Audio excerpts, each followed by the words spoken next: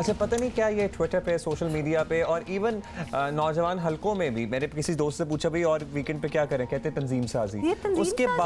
उसके बाद मैंने फिर जरा खोज लगाया तो मुझे पता लगा कि तंजीम साजी कहाँ से अखज़ हुआ है मामला। अच्छा चलें, पहले खबर पे आ जाते हैं ना, बाद में बाकी बातें करेंगे। तो आपको बताएं कि तलाल चौधरी के साथ फैसलाबाद में क्या हुआ, किसने किया, अब तक मामला क्लियर नहीं हुआ। लेकिन हुकूमती लोगों का इस वाक़े को सियासी पॉइंट स्कोरिंग के लिए इस्तेमाल करना कोई अच्छी बात नहीं है। मुस्लिम लीग नून ने पार्टी की इंक्वायरी कमेटी तश्कील दे दी है और पुलिस भी तहकीकात कर रही है। पुलिस रुकन कौमी असम्बली आयशा रजब का बयान लेने पहुंची तो वो इस्लामाबाद जा चुकी थी। फिर तलाल चौधरी का बयान लेने गई पुलिस तो वो भी लाहौर के अस्पताल से इस्लामाबाद जा चुके थे। हुकूमती रहनुमा इस सारे मामले में मुस्लिम लीग नून और इसकी क़यादत पर ताबड़तोड़ हमले कर रहे हैं। चाहे वो रात को 3 बजे तंजीम साजी करें, इससे फ़र्क कोई नहीं पड़ने वाला। टीवी में देखा है कि वो तंजीम साजी बड़े ज़ोरों पे है फैसलाबाद में। असल मसला ये कि मरियम सफ्दर क्या करती हैं।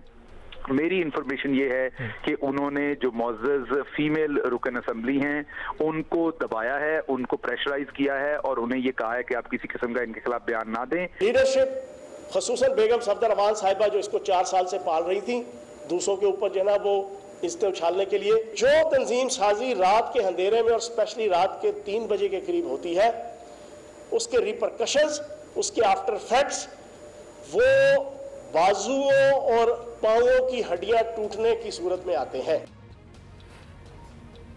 अच्छा जी, आयशा रजब का इट्स ऑल राइट। मैं कह रही हूँ अल्लाह बचाए फयाज चौहान को, अगर छोटी सी किसी चीज़ की बात पता लग जाए ना, पता चल जाए तो वो तो ख़त्म ही कर दे इंसान को। आयशा रजब का नाम सबसे पहले पीटीआई रहनुमाओं ने लिया।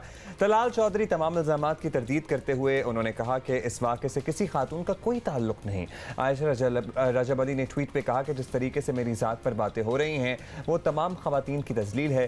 रुकने कौमी असम्बली का कहना था कि वो भी एक माँ हैं, बहन बेटी हैं और एक इज़्ज़तदार घराने से ताल्लुक़ रखती हैं। सुनी सुनाई बातों पर यकीन करके इज़्ज़त पर सवाल ना उठाया जाए। मेरा ख्याल है कि इस मामले को क्लियर करना चाहिए, क्योंकि जब तक ये मामला ब्लैक एंड वाइट में क्लियर नहीं होगा ये चमगोइयाँ होती रहेंगी। आप जितना मर्जी इसे डिस्करेज कर लें। इसी पे हम बात कर लेते हैं। फैसलाबाद से हमारे कॉरेस्पॉन्डेंट हमाद अहमद हमें ज्वाइन कर रहे हैं। हमाद, ये अजीब ही ओवर द वीकेंड सूरत हाल बन गई। तंजीम साजी हर तरफ से आवाज़ें आने लगी।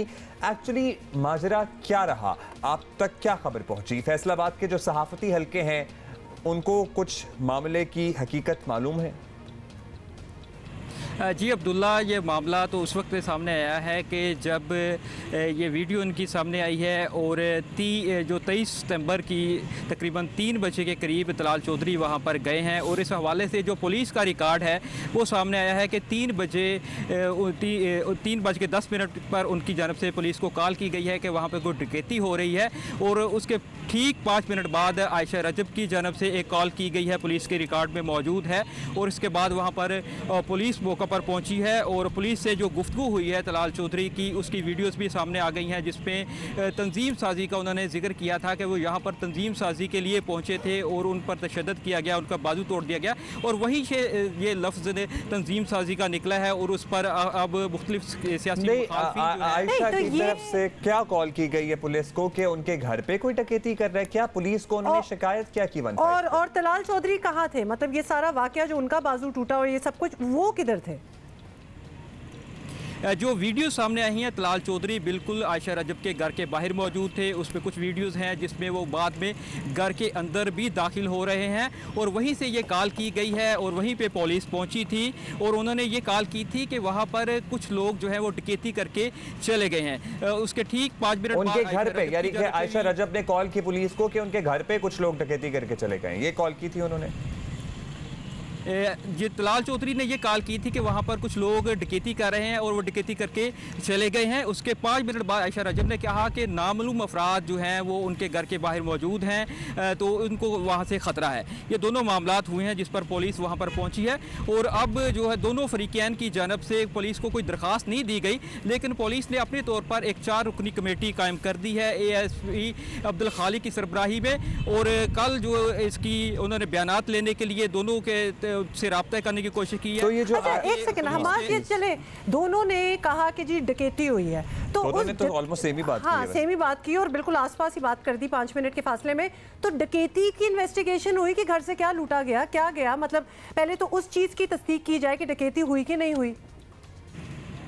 इब्तदाई बयानात में तलाल चौधरी ने जो कहा था कि मेरे से मोबाइल फ़ोन छीन लिया गया है, कुछ मेरी वीडियोस भी बनाई गई हैं, लेकिन उनकी जो गुफ्तगू है उससे ये इशारा मिल रहा है कि वो आयशा रजब के भाइयों की तरफ जिक्र कर रहे हैं कि उन्होंने मेरा मोबाइल फ़ोन छीना है और उनकी जानब से ही तशद्दुद किया गया है। अच्छा, ये जो घर है, ये हमाद, ये घर है, यहाँ पे आयशा रजब अपने भाइयों के साथ रहती हैं, क्या सिलसिला है?